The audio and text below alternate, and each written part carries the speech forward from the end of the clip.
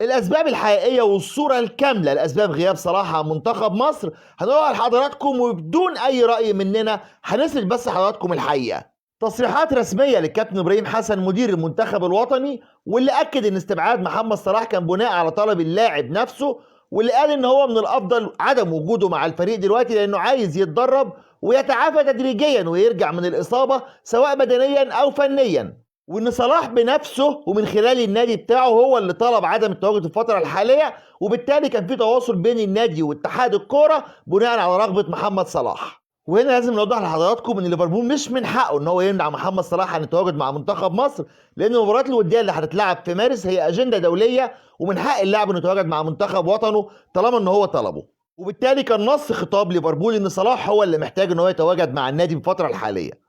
وبعد ما قال ابراهيم حسن الحقيقه للجمهور، قال بالطبع لا يمكن اجبار اللاعب على الانضمام للمنتخب، صلاح قيمه كبيره وان شاء الله الفتره الجايه هيكون موجود معانا وهيضيف لمنتخب مصر الوطني.